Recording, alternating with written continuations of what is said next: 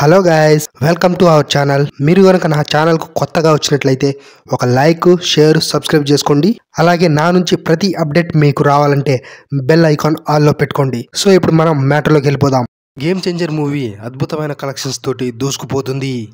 నిన్నటితోటే game changer మూవీకి 500 కోట్లకు పైగా వరల్డ్ వైడ్ గ్రాస్ కలెక్షన్స్ అయితే వచ్చాయి.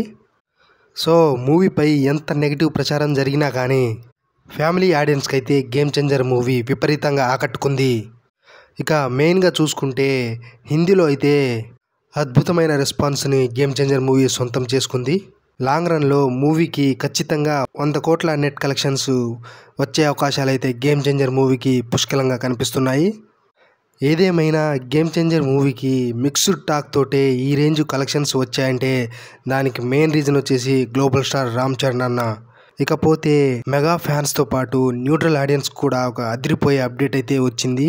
బుచ్చిబాబు డైరెక్షన్లో వస్తున్న RC16 మూవీ షూటింగ్ అతి త్వరలోనే మొదలు కాబోతుంది. బుచ్చిబాబు డైరెక్షన్లో వస్తున్న RC16 మీద అభిమానులకు అంచనాలు అయితే చాలా ఎక్కువగా ఉన్నాయి. గేమ్ చేంజర్ మూవీ కంటే RC16 మీదే ఫస్ట్ నుంచి హైప్ అయితే చాలా ఎక్కువగా ఉంది.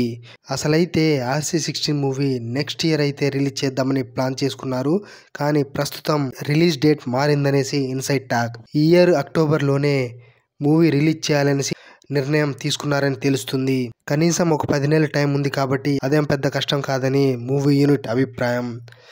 బుచ్చిబాబు స్క్రిప్ట్, షెడ్యూల్, పోస్ట్ ప్రొడక్షన్తో సహా అన్నిటికి సంబంధించిన వర్క్ అనేది ముందే సిద్ధం చేసుకున్నాడట.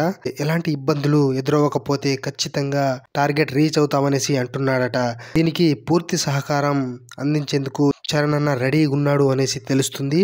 సో ఈ మూవీ అయితే ఖచ్చితంగా మరీ లేట్ అవ్వకుండా ఈ ఇయర్లోనే రిలీజ్ అవ్వడం ఖాయంగా కనిపిస్తుంది. ఈ మూవీలో హీరోయిన్గా జాన్వీ కపూర్ నటిస్తుంది.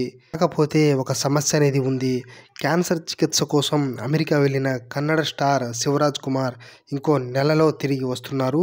ఇక్కడికి చేరుకున్న తర్వాత ఎంత రెస్ట్ తీసుకుంటారు, చరణ్ అన్న సినిమాకు ఎన్ని డేట్లు ఇస్తాడు దాన్ని బట్టి కూడా మూవీ రిలీజ్ డేట్ అనేది ఆధారపడి ఉంటుంది. ప్రస్తుతం ఇతర ఆర్టిస్టుల మీద టాకీపాట్ జరుగుతుంది. ఈ మూవీకి AR రెహమాన్ గారు మ్యూజిక్ ఇస్తున్నారు.